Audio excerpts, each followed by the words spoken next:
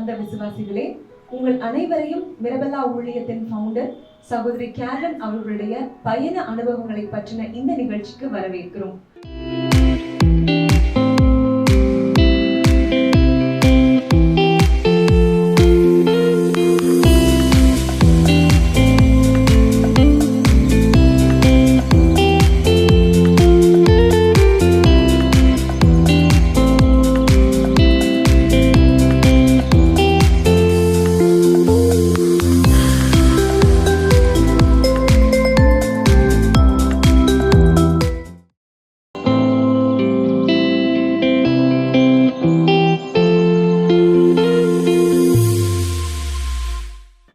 வணக்கம் சகோதரி. வணக்கம் சகோதரி. இப்போ யூஎஸ்ஏக்கு நீங்கள் பல வருடங்கள் போயிருக்கீங்க. இங்கே உள்ளூரில் வந்து தமிழில் தான் ரீச் பண்ணுற மாதிரி வந்திருக்கும். அப்போ அங்கே தமிழ் புரியாத மக்கள் இருப்பாங்க. அப்போ இங்கிலீஷ்லேயும் உங்களுக்கு பேசுகிறதுக்கு ஒரு சூழ்நிலை வந்திருக்கும். அதை நீங்கள் எப்படி அதை சமாளிச்சிங்க? முதல் தடவை போகும்போது நான் என் தங்கச்சி தான் எல்லாத்தையும் ஏற்பாடு பண்ணுங்க. 4-5 மீட்டிங் ரெடி ஆகிடுச்சு. நம்ம சர்ச்சில் இருக்குது, அப்புறம் நம்ம குரூப்பில் இருக்குது, அப்படிலாம் எல்லாமே எனக்கு லிஸ்ட்டு கொடுத்துருந்தாங்க. நான் திருப்பி கேட்டேன், எல்லாமே தமிழ் தானே. ஏன்னா எனக்கு ஒரு 3 வருஷம் ஊழிய அனுபவம் ஃபுல்லாகவே நான் வந்து இறைவார்த்தையெல்லாம் தமிழில் தான் பேசியிருக்கிறேன் அப்படின்னு சொன்னேன். உடனே இல்லை வெறும் தமிழ் கூட்டம் தான் வருது, நீ ஒன்றும் பயந்துக்காத, ஏன் அமெரிக்கன்ஸ் எதுக்கிட்டே பேசுகிற மாதிரி இல்லையே அப்படிங்கிறேன். இல்லை அப்படின்னாங்க. ஆனால் பாருங்கள், கடவுளுடைய பயிற்றுவிப்பு ரொம்ப ரொம்ப முக்கியம். கடவுள் நம்ம இன்னைக்கும் கூட ஒவ்வொரு நாள்லையும் கூட ஒவ்வொருத்தரையும் பயிற்றுவிக்கிறார். அது சாதாரண உலகில் வாழ்க்கைக்கா இருக்கலாம், அது பிற்காலத்துல தேவைன்னு சொல்லிதான் இன்றைய நாளே வந்து நமக்கு பாடம் கற்று கொடுத்துட்டு இருக்கு. அது ரிலீஜியஸ் பீப்புளா சில சமயம் ஆகுறாங்க. சில பேர் வந்து பொலிட்டீஷியன், பெரிய லீடர்ஸா மாறுறாங்க. சில பேர் இந்த மாதிரி ஊழியர்கள் ஆகுறாங்க. இன்னும் 10 வருஷம் கழிச்சு நம்ம என்னவா இருப்போமோ அதை இன்றைய நாள் வந்து இந்த பொழுது வந்து நமக்கு கற்றுக் கொடுக்கணும். இன்னைக்கு நம்ம சரியா கத்துக்கிட்டோம்னா அந்த நேரம் வரும்பொழுது அதை நம்ம பிரதிபலிக்க முடியும் நம்மளால. இது ரொம்ப நிதர்சன உண்மை. ஒவ்வொரு நாளும் இருக்கிற கடவுளுடைய பயிற்றுவிப்பை நம்ம உணர்ந்து புரிந்து கொண்டு நமக்கு ஒரு மாற்றத்தை கொண்டு வரணும். இந்த பயிற்றுவிப்புகள் தான் வந்து என்னைய இந்த நாள்ல வந்து ஒரு பெரிய ஊழியத்தை நடத்த வச்சிருக்கு. எங்க அம்மா அப்பா ஆரம்ப காலத்திலே வந்து அப்போ ஒரே ஒரு மெட்ரிகுலேஷன் ஸ்கூல் தான் இருந்த காலகட்டம் மதுரையில். என்னை கிண்டர் கார்டன்லேருந்து 12th வரைக்கும் மெட்ரிக்கில் தான் படிக்க வச்சேன். ஸோ ஓரளவுக்கு நாங்கள் சரளமாக இங்கிலீஷில் பேசுகிறவங்க தான். ஆனால் வந்து நான் ஊழியம் பண்ணுற அளவுக்கு வந்து அந்த இறைவார்த்தையெல்லாம் வந்து எனக்கு இங்கிலீஷில் தெரியவே தெரியாது. அதனால எனக்கு கொஞ்சம் பேசுறதுக்கு பயம். அதனால இங்கிலீஷ் இல்லை தானே அப்படி சொல்லி நான் கேட்டுட்டு நான் போய் இறங்குறேன். போய் இறங்கிட்டு மறுநாள் வந்து என்னோட தங்கை வந்து அங்கே இருக்கிற ஃபாதரை வந்து இன்ட்ரடியூஸ் பண்ணுறாங்க. உடனே ஃபாதர் என்னை பார்த்தாரு, ஓகேன்னு கொஞ்ச நேரம் பேசினாரு. அப்போ டக்குன்னு சொன்னார், அம்மா நாளைக்கு ஒரு மீட்டிங் இருக்குது, மத்தியானம் 2 மணிக்கு இருக்குது, நீங்கள் உடனே வந்துடுறீங்க, அது ஒரு கரிஸ்மேட்டிக் குரூப்பு, நீங்கள் வந்து உங்களோட சாட்சியத்தை முதல்ல ஆரம்பிங்க அப்படின்னு சொன்னார். ஓகே, இதனோட புதுசாக ஒரு மீட்டிங்கு அப்படின்னு சொல்லிட்டு என்ன மீட்டிங்னு கேட்டால் ஃபுல்லாக அமெரிக்கன்ஸ், அது ஒரு பெரிய கரிஸ்மேட்டிக் குரூப்பு, நீங்கள் அவங்கள்ட்ட வந்து பேசுகிறீங்க. எனக்கா உயிரே போயிடுச்சு அந்த இடத்துல. அன்னைக்கெல்லாம் வந்து ராத்திரியெல்லாம் தூக்கமே கிடையாது. எடுத்த உடனே நேரம் வந்து என்னை கொண்டு போய் அமெரிக்கன்ஸ்ட்டு கடவுள் விட்டுட்டாரு. கோபம், வருத்தம், சண்டை எல்லாமே அன்னைக்கு விடிய நடந்துச்சு. ரொம்பவுமே நான் ஒரு மரண பயத்தை வந்து அன்னைக்கு நான் சந்திச்சேன். ஊழியர்கள் வந்து நிறைய விதங்கள்ல வந்து அந்த மரணத்தின் பாதையில போகிற மாதிரி தான் ஆயிடும். நமக்கு தெரியாத ஒரு விஷயத்த வந்து எல்லாருக்கும் முன்னாடி செய்ய சொல்லும் பொழுது தெரியாது. அப்போ எல்லாருக்கும் முன்னாடி செய்யணும், எப்படி செய்யறது?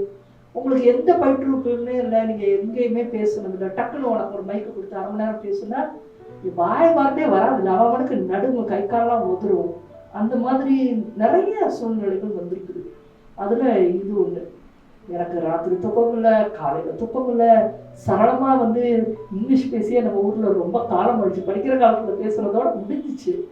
இப்ப எப்படி வருமா வராதா, இத்தனை கேள்விகள்.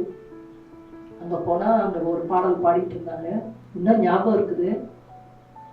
பயந்து போய் நான் இறுக்கி கட்டி கண்ணுல எல்லாம் தண்ணி வச்சுட்டு நான் ஒரு 15 நிமிஷம் நடுக்கத்தோடே நான் இருந்திருக்கேன். ரொம்ப பயந்துட்டேன் நான். இதோட இன்னைக்கு முடிச்சதுன்னு நினைச்சேன் நான். அந்த பயத்தெல்லாம் சொல்லவே முடியாது. பயம்னா எவ்வளவுக்கெல்லாம் சில இடங்கள்ல நான் பயந்துருக்கேன்னா, நம்ம கதை படிக்கிறப்போ பார்த்துருப்போம். இந்த கீழ் நாக்கு வந்து மேல் நாக்கோட ஒட்டிக்கிட்டது, அப்புறம் இந்த நடு முதுகுல வந்து ஸ்பைன் சில்லிங்கா அப்படி போச்சு. அந்த மாதிரி நிறைய நான் அனுபவிச்சிருக்கேன். இந்த நாக்கு வந்து மேல் நாக்கோட போய் அப்படியே ஒட்டிக்கிச்சு. அந்த மாதிரிலாம் ரொம்ப பயத்தை கொடுத்துருச்சு. கடைசியில் ஃபாதர் வந்து என் பேரை சொல்றாரு, இந்த மாதிரி ஒரு சகோதரி வந்திருக்கிறாங்க, இந்தியாவிலேருந்து வந்திருக்காங்க, அவங்களோட அனுபவத்தை ஷேர் பண்ணுறாங்க அப்படின்னு சொல்லி நான் சும்மா ஜனம் மாதிரி எந்திரிச்சு போனேன். என்ன சொல்கிறதுனே எனக்கு தெரியல. போய் ஒவ்வொருத்தரையும் அப்போ தான் ஃபஸ்ட் டைமே வந்து ஏர்போர்ட் வழியாக வெளியே வந்துட்டு வீட்டில் இருந்து அமெரிக்கன்ஸே நான் பார்க்குறேன். நான் இப்படி எல்லாரையும் சுற்றி பார்த்துட்டு ஐ ஆம் கேரளின், ஐ ஆம் ஃப்ரம் சவுத் இந்தியா அப்படின்னு ஆரம்பித்தேன். ஒரு இடம் இல்லை, ஒரு பிசுறு இல்லை. அந்த கோர்வை, ஒரு ஹைலி நாலேஜபிள் வேர்ட்ஸு, ரொம்ப ஹை வேர்ட்ஸு, அதெல்லாம் போட்டு ரொம்ப அழகாக ஒரு 45 மினிட்ஸ்க்கு கண்டினியூலாக ஒரு டாக்கு அப்படி கொடுத்து நிறுத்தின உடனே அவ்வளோ வெறும் கைத்தட்டினாங்க. எனக்கு முடிச்சதுக்கப்புறம் தான் ஒரு உணர்வே வந்துச்சு, இது கண்டிப்பாக நான் கிடையாது, இது நான் எவ்வளவு மரண பயத்தை நான் அனுபவிச்சேன்னு எனக்கு தெரியல. அப்போ இது கண்டிப்பாக இது நான் கிடையவே கிடையாது அப்படிங்கிறது எனக்கு நல்லாவே தெரிஞ்சிச்சு. அந்த மீட்டிங்கோட எனக்கு இங்கிலீஷ் பேசுகிற பயமும் கொஞ்சம் போயிடுச்சு. அன்னைக்கு ஃபாதர் வந்து உட்காந்து என்னை பார்த்தாரு. அப்போ அவருக்குமே வந்து இவங்க வந்து இங்கிலீஷ்லேயும் சரி தமிழ்லையும் சரி இவங்க பணந்து கட்டிடுவாங்க, இவங்களை பற்றி பிரச்சனை இல்லை அப்படிங்கிற அவருக்கு ஒரு நல்ல எண்ணத்தை வந்து கடவுள் ஏற்படுத்தி கொடுத்தாரு. இந்த ஊழியம் இன்னைக்கு இவ்வளவு பெருசாக அந்த நாட்டில் நடக்குதுன்னா இது எல்லாத்தையும் ஏற்பாடு செய்கிறது வந்து என் தங்கள் குடும்பம் தான். ஸோ அவங்களுக்குமே வந்து சிஸ்டரை சமாளிச்சிருவாங்க யூஎஸில் அப்படிங்கிற, இல்லாட்டி இந்த மாதிரி ஒரு அனுபவம் இல்லைன்னா கடைசி வரைக்கும் நான் தமிழ்ல தான் போயிட்டே இருந்திருப்பேன். இன்னும் கொஞ்சம் நாளில் விட்டு நீ வந்து ஒரு அமெரிக்கன்ஸுக்கு பேசுறியான்னா நான் முடியாதுன்னு, ஏன்னா எனக்கு கேப் கிடச்சிருக்கு, அதனால் நான் முடியாதுன்னு நின்றுருப்பேன். ஆனால் இது ஃபாதரே வந்து கண்டிப்பாக நாளைக்கு வாங்கன்னு சொல்லி விட்டதுனால எனக்கு ஆப்ஷனே இல்லாமல் இந்த ஒரு பெரிய பயத்தை வந்து கடவுள் உடைச்சார். திரும்பி சொல்கிறேன், நான் கடவுளை நம்பி தான் வாயை திறப்பேன். நான் என்னோட நாலேஜை நம்பி கிடையாது. அவர் தான் இந்நாள் வரைக்கும் என்னை வழி நடத்திட்டு வர்றாரு. ரொம்ப ஒரு அற்புதமான ஒரு அனுபவம் இது. என்னதான் வந்து உங்களுக்கு பயம் இருந்தாலும் அதை கடவுள் மறைத்து செயல்பட்ட தருணங்களாகட்டும், இல்லை உங்களுக்கு கிடைத்த அந்த பயிற்றுவிப்பை நீங்க சரியாக பயன்படுத்தி கொண்டது. பல பேருக்கு பயிற்றுவிப்பு கிடைக்குது, ஆனா நீங்க ஒவ்வொரு பயிற்றுவிப்பையுமே நீங்க சரியாக பாஸ் பண்ணதுனால கூட கடவுள் வந்து இவ்வளவு பெரிய ஆப்பர்ச்சுனிட்டிஸை கடவுள் கொடுக்குறாரு.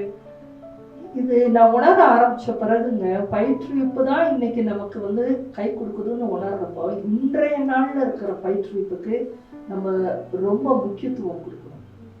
நான் இந்த காலத்துல வந்து அதை தான் நான் ரொம்ப அதிகமா நான் உணர்ந்திருக்கிறேன். இன்னைக்கு கடவுள் என்ன சொல்றாரு, இந்த பயிற்றுவிப்பை நான் முழுசா படிச்சுக்கிட்டேன்னா ஒன்றும் இல்லை.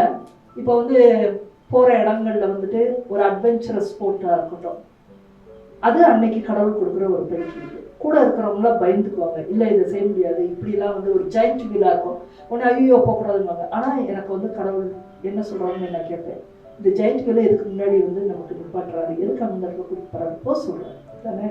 நமக்கு பயம் இருக்கும், ஆனால் நான் பயிற்றுவிப்புக்கு வந்து ரெடி ஆகிக்குவேன், இல்லை நான் போகிறேன் அப்படின்னு சொல்லுவேன்.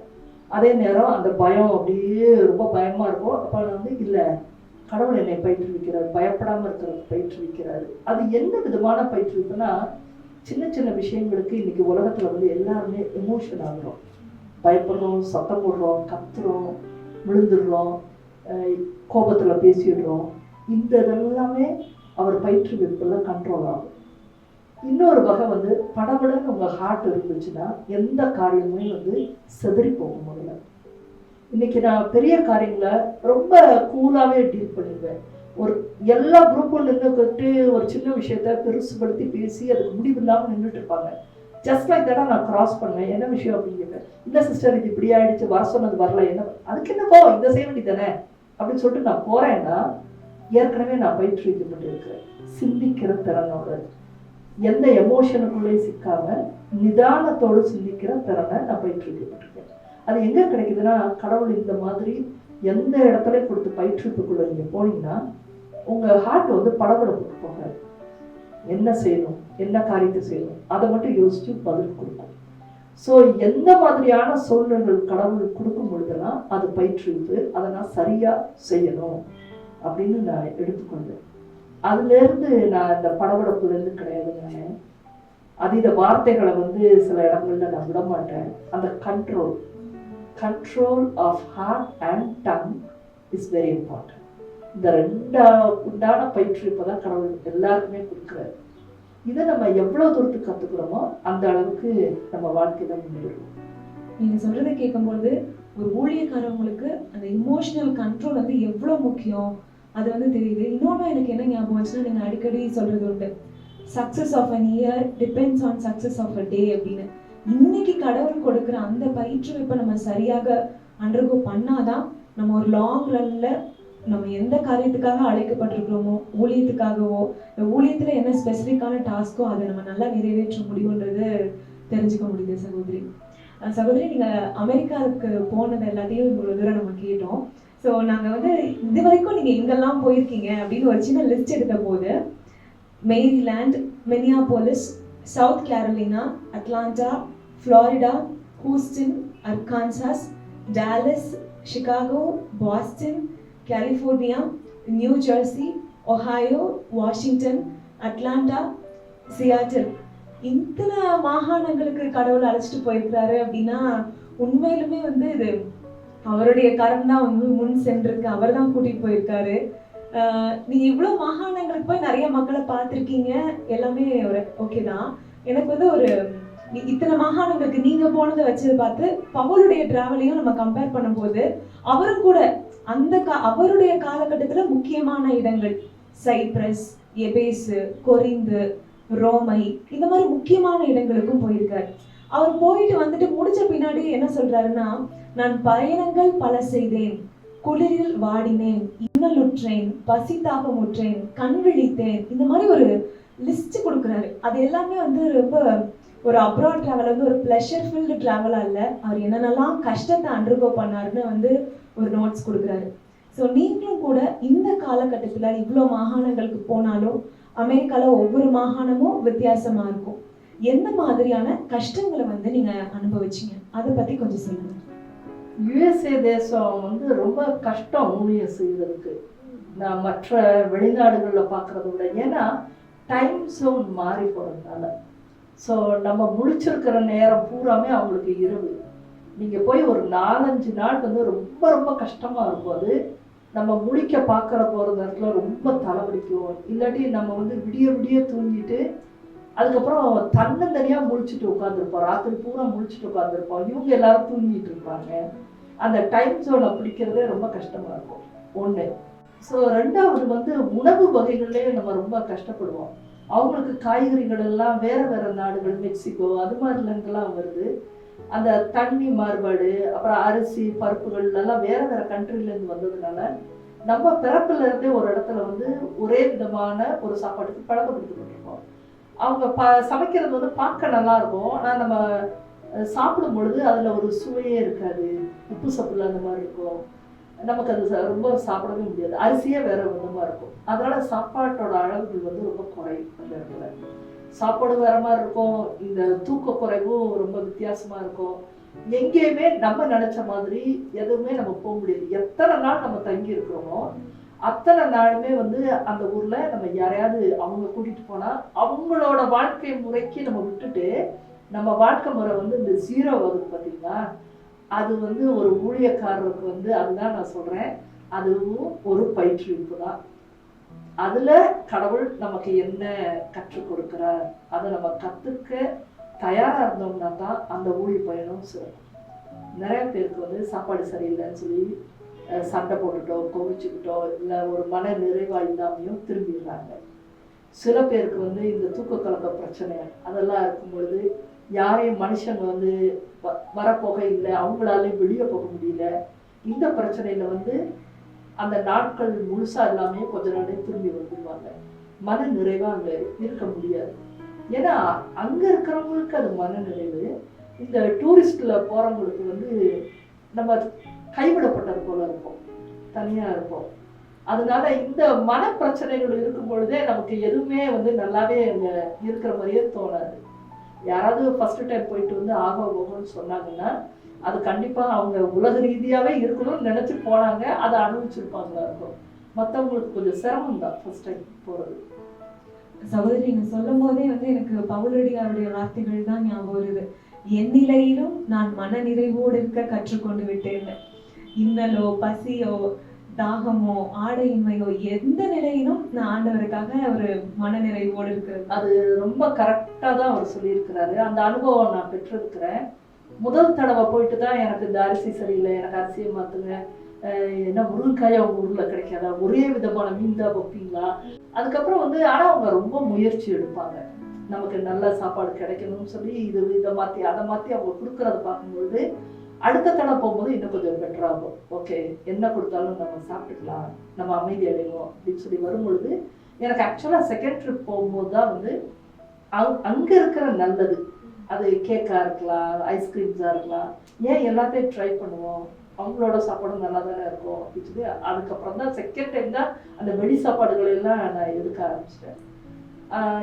இந்த ஒரு மன நிறைவோடு இருந்தால் தான் நம்ம ஊழியர் செய்ய முடியும். அதுக்கப்புறம் இப்போல்லாம் வந்துட்டு என்ன இருக்கோ ரைட்டு சாப்பிட்டுக்கலாம், ஒரு நேரத்துக்கு வேறு ஏதாவது இருந்தாலும் ரைட்டு சாப்பிட்டுக்கலாம், அதுக்கு நம்ம ரொம்ப முக்கியத்துவம் கொடுக்கணும்னு தேவையில்லை, நம்ம கற்றுக்கொள்வோம். ஏன்னா இப்போல்லாம் நிறைய ட்ரிங்க்ஸ் இருக்குது, பழங்கள் இருக்குது, இந்த கேக்கு இதெல்லாம் வந்து சாதாரண ஐட்டம், நம்ம எங்கேனாலும் நம்ம சாப்பிட்டுக்கலாம். சைனீஸ் டிஷ்ஷு, இந்த பிஸா, பர்கர் இதெல்லாம் காமன் ஆயிடுச்சு. அதனால இதெல்லாம் வச்சு சமாளிக்க நமக்கு தெரியணும். உண்மையிலுமே வந்து இந்த சீரீஸ்க்கு முன்னாடி வரைக்கும் வெளிநாட்டு பயணம் அப்படின்றது ஒரு ரொம்ப ஒரு ஃபேஷனபிளா ரொம்ப ஜாலியா இருக்க மாதிரி இருந்திருக்கலாம் நிறைய பேருக்கு. ஆனா நீங்க நடைமுறையில சொல்ற எல்லா நீங்க ஃபேஸ் பண்ண, நீங்க ஒரு ப்ரீச் மட்டும் இல்லை, நீங்க ப்ராக்டிக்கலா அனுபவிச்ச விஷயங்களை சொல்லும் போது தான் உண்மையிலுமே இவ்வளோ விஷயங்கள் ஒரு வெளிநாட்டு பயணத்துல இருக்கா அப்படின்றத வந்து எங்களுக்கு தெரியுது. எனக்கு இன்னொரு கேள்வி, பவுல் வந்து தொடர்ந்து முதல் தூதரை பயணம், 2ஆம் தூதரை பயணம், 3ஆம் தூதரை பயணம், ரோமைக்கு பயணம், இந்த மாதிரி நிறைய டிராவல் பண்ணும்போது அவர் ஏற்கனவே விசிட் பண்ண சிட்டிஸை திருப்பியும் போய் விசிட் பண்றாரு. அவர் வந்து சொல்றாரு, நான் மீண்டும் வந்து உங்களை பார்க்க ஆவலாய் உள்ளேன், திரும்பி வந்து உங்களை உறுதிப்படுத்த மனதா இருக்கிறேன்லாம் சொல்றாரு. நீங்களும் கூட 5 முறை போயிருக்கீங்க, திரும்பி வந்து நிறைய மக்களை வந்து அமெரிக்கால போய் பாக்குறீங்க. இந்த பவுல் என்ன நினைச்சாரோ அதான் நீங்களும் நினைச்சிருப்பீங்கன்னு நான் நினைக்கிறேன். இதுக்கு பின்னாடி இருக்கிற உங்களுடைய மோட்டிவ் என்ன, அதோடைய ரிசல்ட்டும் என்ன? அதை வந்து எனக்கு ஒரு மோட்டிவ் கிடையாது, கடவுளுக்கு ஒரு மோட்டிவ் இருக்குது. ஊழியம் எப்படி செயல்படும் அப்படின்னா 3 வகையில் அது செயல்படும். ஒன்று வந்து எந்த இடத்துல வேணாலும் நின்று நம்ம போதிப்பது. மக்களுக்கு தான் தெரியும் நமக்கு யாருன்னே தெரியாது, நம்ம ரோட்ல கூட போதிக்கலாம். இப்போ நிறைய தேவாலயங்களுக்கு என்னை அழைக்கிற போது நான் அங்கே போய் செய்தி கொடுத்துட்டு நற்செய்தி கொடுத்துட்டு நான் வந்துடுவேன், ஒன் டைம். அதுக்கப்புறம் எனக்கு தெரியாது, இது ஒரு டைம். ஓகே, ஆனால் அந்த ஒன் டைம்லேயே வந்து நிறைய பேருக்கு மனமாற்றங்கள் ஏற்பட்டிருக்கும், வியாதிகள் சுகமடையும், நிறைய பேருக்கு வந்து விவிலியம் வாசிக்கிற ஆர்வம் ஏற்படும், நம்பிக்கை மிகுதியாகும். இதெல்லாம் கடவுள் பார்த்துக்குவாரு. ஸோ விதைக்கிறதுங்கிறது ஒன் டைம் சோயிங், இது ஒரு வகையான ஊழியம். இது நம்ம வாழ்க்கையில தொடர்ந்து இருந்து கொண்டே இருக்க வேண்டும். புதுசா தெரியாத மக்களுக்கு போய் ஒன் டைம் செய்துட்டு எந்த பிரதிபலனையும் பார்க்காது, என்னெல்லாம் நடந்துச்சுன்னு ஆர்வம் காட்டக்கூடாது. கடவுள் பணி அது, அவர் செய்வார். இதோட வர்றது ஒரு மெயினான ஊழியமா எல்லாரும் வச்சுக்கணும். செகண்ட் டைப் இது என்ன அப்படின்னா, நம்ம போன இடத்துக்கே திரும்பியும் போகும்படி கடவுள் நமக்கு அறிவுறுத்துவார். அதனாலதான் இப்ப தேவாலயங்கள்ல நல்லா பண்றாங்க, மக்களுக்கு வந்து ஒரு ஆர்வம் வந்திருக்கு, சகோதரியை திருப்பி கூப்பிடலான்னு அவங்களே கூப்பிடுறாங்க பார்த்தீங்களா. அது தேவாலயங்களே நடந்திருக்கு, சில கண்ட்ரீஸுக்கு திருப்பியும் போகிறபடியும் நடக்குது. ஏன்னா அதுதான் உறுதிப்படுத்துவது. அப்ப அவங்களுக்கு ஆர்வம் ஆயிடுச்சு, இன்னும் வளர்ச்சி அடையணும்னு நினைக்கிறாங்க. கடைசி வரைக்கும் ஒரு கிறிஸ்தவன் வந்து கடவுளுக்குள்ள வளர்ந்து கொண்டே தான் இருக்கும். அப்போ ஃபர்ஸ்ட் ஸ்டாண்டர்ட் படிச்சா போதும்னு நம்ம நினைக்க கூடாதுல்ல. செகண்ட் ஸ்டாண்டர்ட் போறப்ப டீச்சரை தேடுனா டீச்சர் ஷிப் இதே அந்த இடத்துல. அதனால ஒவ்வொரு காலகட்டத்திலையும் அந்த ஸ்டூடெண்ட்ஸ் வந்து அந்த மாஸ்டருக்காக காத்திருப்பாங்க, கூப்பிடுவாங்க. நாளாயிடுச்சு வாங்க சகோதரின்னு கூப்பிடும்போது இப்போ அந்த ஸ்டூடெண்ட்ஸ்க்கு வந்து அடுத்த செஷன் தேவை அப்படிங்கிறது அந்த டீச்சருக்கு தெரியும். ஸோ அதனால நம்மளும் கொஞ்சம் வளர்ந்துருப்போம் அந்த நேரத்தில், அதை நம்ம ஷேர் பண்ணுறதுக்கு அங்கே போகிறோம். பவுல் பல இடங்களுக்கு போய், இப்போ கொரிந்து நகருக்கு வந்து 3 தடவை போயிருக்காரு அப்படின்னா 3 தடவை போய் 3 விதமாக டீச் பண்ணி அவங்கள வளர்த்தாரு அப்படின்னு நம்ம நினச்சிருக்கோம். பட் ஆக்சுவலாக முதல் தடவை போனப்போ அவர் என்ன வளர்ந்துருந்தாரோ அதை தான் ஷேர் பண்ணுறாரு. 2வது தடவை போகும்போது அவரும் வளர்ந்துருக்கிறாரு, அதை அவங்களோட ஷேர் பண்ணுறாரு. ஸோ அந்த மாதிரி அவங்களோட வளர்ச்சிக்கு ஏற்ப அவங்களையும் வளர வைக்கிறது வந்து 2வது வகையான ஒரு ஊழியத்தையும் கடவுளே தான் செய்வார், உறுதிப்படுத்துவது. 3வது என்ன அப்படின்னா, இந்த ஒன் டைம் ஷோ பண்ணீங்க இல்லையா, இவங்க தான் வந்து உங்களை வந்து திரும்பியும் கூப்பிடுறதுக்கு வருவாங்க. ஸோ இந்த விதைக்கிறது வந்து என்னைக்குமே நடக்கணும். அதுலேருந்து இவங்க வந்து திரும்பியும் கூப்பிடுறது நமக்கு நடக்கலாம். ரொம்ப வருஷம் கழிச்சு 10 வருஷம் கழிச்சு வந்து மீண்டும் வளருவதற்கு வர்ற ஆட்களையும் நான் பார்த்துருக்கேன். அதனால இந்த புதுசான இடங்கள்ல போய் விதைக்கிறத நம்ம எப்பொழுதுமே செய்து கொண்டே இருக்கணும். நடுவில் அந்த வளர வளர பாதிக்கு பாதி இங்கே உறுதிப்படுத்துகிற வேலையும் நம்ம செய்து கொண்டே தான் இருக்கணும். இந்த 2மே சைமல்டேனியஸாக போகும். நீங்கள் சொல்லும்போது நான் விதை விதைச்சேன், அப்புறம் நீர் பாய்ச்சினான், விளைய செய்கிறவர் ஆண்டவர்ன்றது தான் ஞாபகம் வருது. நீங்கள் தொடர்ந்து போய் விதைச்சிட்டே இருக்கீங்க, உறுதிப்படுத்திட்டு இருக்கீங்க, திடப்படுத்துறீங்க. ஆனால் கண்டிப்பாக அந்த ஆன்மாக்கள் கடவுளுக்குள்ள வளர்ச்சி அடைகிறது ஆண்டவருக்கு மகிமை. சகோதரி, தமிழ்நாட்டில் ஃபாதர்ஸ் கூப்பிட்றாங்க உங்களுக்கு, நீங்கள் இங்கே போய் ப்ரீச் பண்ணுறீங்க. அதே மாதிரி வெளிநாட்டில் ஃபாதர்ஸ் கூப்பிடுவாங்களா, இல்லை அவங்களுடைய அனுபவங்கள் சொல்லுங்கள். நம்ம தமிழில் போய் ப்ரீச் பண்ணுறதுனால வெளிநாடுகளில் வந்து நிறைய தமிழ் தேவாலயங்களோ இல்லை தமிழ் திருப்பதிகளோ தமிழ் மக்களோ அந்த மாதிரி தனி சர்ச்சுகள் கிடையாதுங்க. ஸோ எல்லாருமே வந்து பொதுவாக வந்து இங்கிலீஷ் மாதத்துக்கு தான் போவாங்க. ஆனால் தமிழ் மக்கள் ஒன்று கூடுவாங்க. அப்போ மாதத்துக்கு ஒரு பூசை, ஏன்னா நம்ம தமிழ் குருவானவர்கள் கிடைக்கிறது ரொம்ப கஷ்டம். அப்போ அவங்கெல்லாம் ஒரு கம்யூனிட்டியாக சேர்ந்துக்குவாங்க. அப்படி பார்க்குறப்ப டெக்சாஸில் வந்து Texas Tamil community, Dallas Tamil community, California Tamil community, new Jersey Tamil community அப்படி இருப்பாங்க. ஸோ அவங்க மாதத்துக்கு ஒரு நாள் வந்து ஒரே ஃபாதர் சமயத்தில் பக்கத்தில் இருக்க நிறைய அவங்களுக்கு போய் பூசை வைப்பாரு. அந்த மாதிரி அவங்க ஒன்று கூடி ஒரு பூசை வைக்கிறாங்க. அப்படியே அவங்க தான் ஒரு கம்யூனிட்டி மாதிரி இருந்து நம்மளை வந்து தியானத்துக்கு அழைப்பாங்க. அதில் வந்து இந்த தமிழ் குருவானவர்கள் வருவாங்க. அது அப்படியும் நான் போயிருக்கிறேன். அதனால நிறைய அந்த கம்யூனிட்டிஸ்களுக்குள்ள தான் நம்ம போக முடியும். மற்றபடி அப்படின்னா நமக்கு தமிழ் இங்கே இருக்கிற ப்ரீஸ்டுகள் வந்து சில இடத்துல வந்து அவங்க பேரிஷ் ப்ரீஸ்டாக இருக்கிறாங்க. அப்போ தமிழ் அப்படின்னு தெரிஞ்ச உடனே அவங்க வந்து அமெரிக்கன்ஸுக்கும் பேசுங்க அப்படின்னு கூப்பிடுறாங்க. அப்படியும் போயிருக்கிறேன். சகோதரி, எனக்கு இன்னொரு கேள்வி. பவுல் வந்து லிஸ்திரான் அப்படின்ற ஒரு நகரத்துக்கு போறாரு. அப்போ வந்து ஒரு குணமளித்தலை கொடுக்கறதுக்கு முன்னாடி இவருக்கு நலம் பெறுவதற்கான நம்பிக்கை உண்டு அப்படின்னு அந்த மக்களை வந்து கணிக்கிறாரு. ஸோ பரவலாக நீங்க நிறைய மாகாணங்களை அமெரிக்க தேசத்துல வந்து கவர் பண்ணியிருக்கீங்க. அமெரிக்க மக்கள் மத்தியில இருக்கிற விசுவாசத்தின் நிலை, அதை நீங்க எப்படி பாக்குறீங்க? நம்ம இங்கே உட்காந்துட்டு ஒரு தேசத்தை பத்தி தெரியவும் தெரியாது, ஆனா சும்மா அடுத்தவங்க சொல்றாங்கன்றதுனால எல்லாருமே ஒரு விஷயத்த வந்து இந்த ஃபெய்த் இன் அமெரிக்கா வந்து ரொம்ப சீப்பாக பேசுவாங்க. ஆக்சுவலாக யூஎஸ்ஏல அப்படி கிடையவே கிடையாது. நிறைய விசுவாசிகள் இருக்கிறாங்க.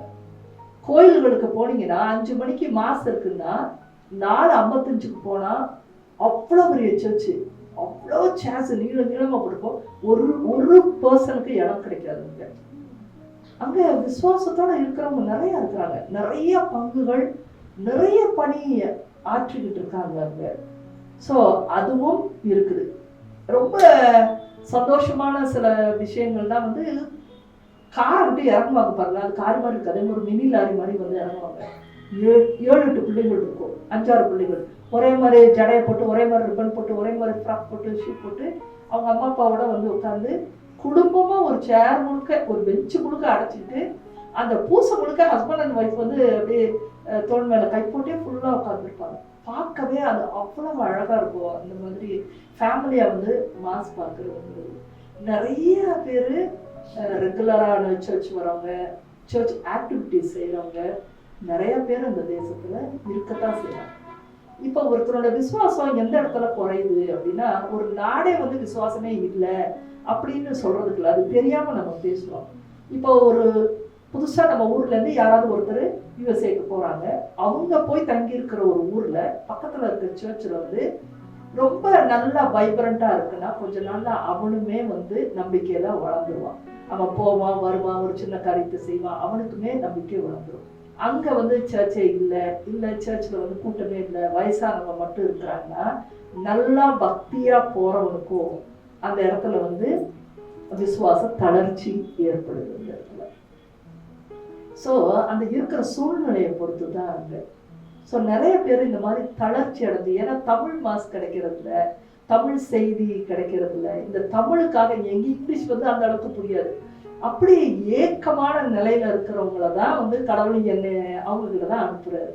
அப்ப கடவுள் வந்து இப்படிப்பட்ட ஒவ்வொரு பாருங்க, அமெரிக்காவில் வந்து தமிழ் லாங்குவேஜ் மட்டும் இல்லை, இந்தியன் லாங்குவேஜஸே நிறைய இருக்குது.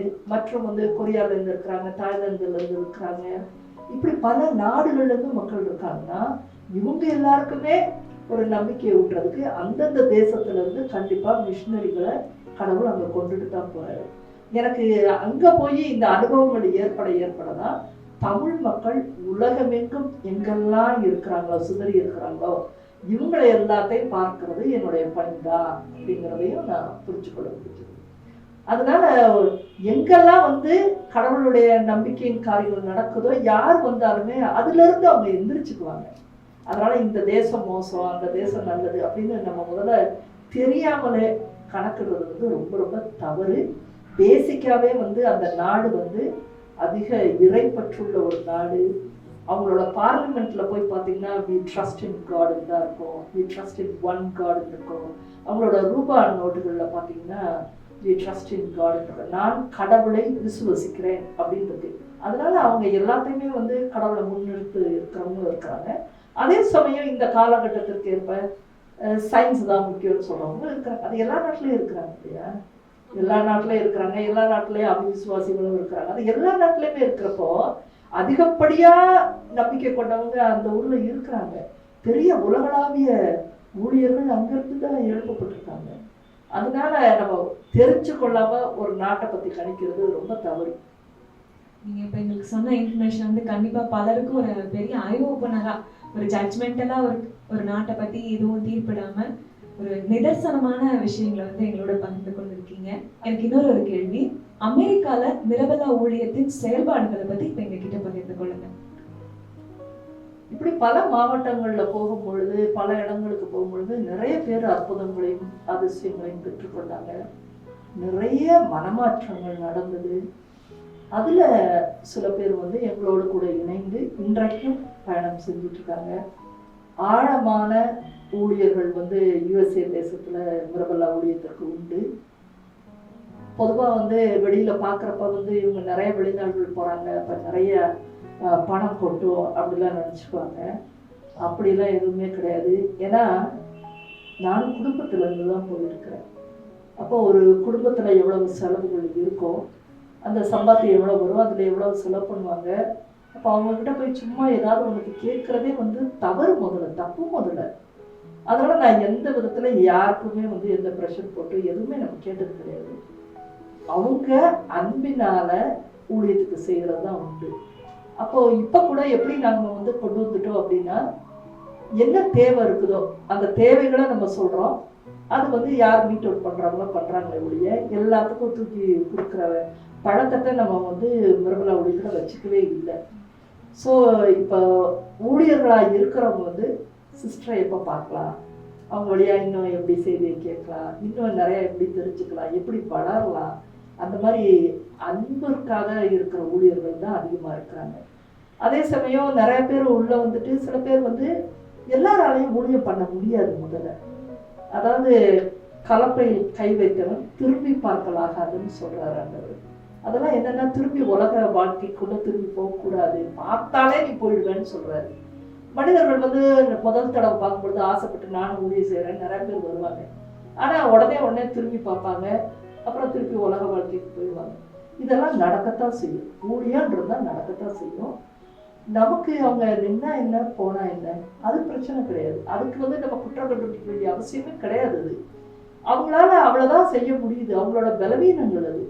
அதை நம்ம பெருசுபடுத்த வேண்டிய அவசியம் கிடையாது. என்னைய பொறுத்தவரை யாராவது ஊழியம் செய்யறேன்னு சொல்லிட்டு இல்லை நிப்பாட்டிட்டாங்க இல்லை வரல அப்படின்னு சொன்னா, எனக்கு இன்னைக்கு வளர்ச்சி அடைந்த நிலையில நான் சொல்றேன், நான் சரியா இருக்கிறேன், என்னோட கால்கள் ஸ்திரமா இருக்குதா, நான் இன்னைக்கும் கடவுளுக்கு கீழ்ப்படுத்தி இருக்கேன்னா சரியா இருக்கேன். நம்மளை செக் பண்றது ஒண்ணுதான் நம்ம செய்ய வேண்டிய காரியம். இது ஒரு தொடர் பயணம் தான். என்னைக்கு கடவுளுக்குள்ள விசுவாசத்துக்குள்ள வளர்றோமோ, மனமாற்றம் ஆகுறோமோ, அன்னையிலிருந்து நம்மளுடைய கடைசி இறப்பின் நேரம் வரை இது ஒரு தொடர் ஓட்டம். It's a long run. முதல்ல பவுல் சொல்றார் இல்லையா கடைசியில, I have won the race என்று சொல்கிறார். அவ்வளோ பெரிய ஓட்டத்தை கடைசியில முடிச்சு நான் நல்லதொரு ஓட்டத்தை முடித்துக் கொள்கிறேன்னு சொல்றது அவர் உணர்ந்து சொல்றாரு. இவ்வளோ பெரிய லாங் ரன் நான் பண்ணிட்டேன், அதுல என்னுடைய விசுவாசத்தை நான் விடாது காத்துக்கொண்டேன், எனக்கு கொடுத்த பணியான ஊழியத்தை நான் இன்னைக்கு வரைக்கும் செஞ்சிருக்கிறேன், ஒரு நாள் கூட லீவ் போடாம மட்டம் அடிக்காம நான் செய்த, அதுதாங்க ஒன் த ரேஸ் பண்ணுவேன். இன்னைக்கு நிறைய ஊழியர்கள் நடுவில் மட்டம் போடுறாங்க. 2 நாள் ஊழியம் செய்ய வேண்டியது, 5 நாள் வீட்டில் சும்மா பார்த்துக்க வேண்டியது, பல நாள் ஜெபம் பண்றதில்ல, பல நாள் கடவுள்கிட்ட இருந்து கற்றுக்கொள்றது இல்லை.